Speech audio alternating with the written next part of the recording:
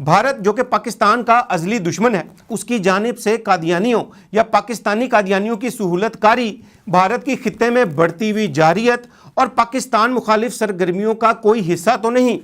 قادیانی جماعت کا اکھنڈ بھارت کا نظریہ اور موجودہ انتہا پسند مودی حکومت کا اکھنڈ بھارت کا نظریہ اور پاکستان دشمنی وہ عوامل ہیں جو کہ بھارت اور قادیانی جماعت کو ایک دوسرے کے بہت قریب کیے ہوئے ہیں۔ کیا بھارت کی یہ قادیانیت نوازی خطے کے مسلمانوں کے لیے ایک بڑا چیلنج بن کر تو نہیں ابھر رہی؟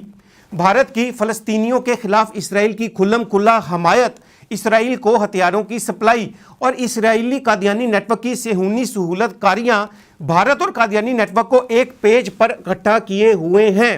ہو سکتا ہے کہ صہیونی نواز اسرائیلی قادیانی نیٹ ورک کے افراد کی بھارت کے قادیانی جلسے میں شرکت تو صرف ایک بہانہ ہو اور اصل میں اس جلسے کی آڑ میں بھارت، اسرائیل اور قادیانیت کی اس شیطانی تکون کے اصل مقاصد کچھ اور ہوں۔ حکومت اور متعلقہ اداروں سے یہ ہم التماس کرتے ہیں کہ قادیانی نیٹ ورک کے افراد پر کڑی نگاہ رکھیں۔ بھارت قادیان جلسے سے واپس آنے والے پاکستانی قادیانیوں، خاص طور پر قادیانی عہدیداروں کی تفتیش کی جائے۔ قادیانی جماعت کے ممبرز پہلے ہی پاکستان کے آئین و قانون کو نہ ماننے کی وجہ سے پاکستان کے امن و سلامتی کے لیے مستقل خطرہ ہیں، اور اب جبکہ خطے میں بھارت کی پاکستان کے خلاف جارحیت، پراکسی وار اور سرحد پار دہشت گردی میں دن بدن اضافہ ہوتا چلا جا رہا ہے، تو اب یہ قادیانی نیٹ ورک کے افراد پاکستان کی سالمیت کے لیے مزید ایک نئے خطرے کے طور پر ابھر چکے ہیں۔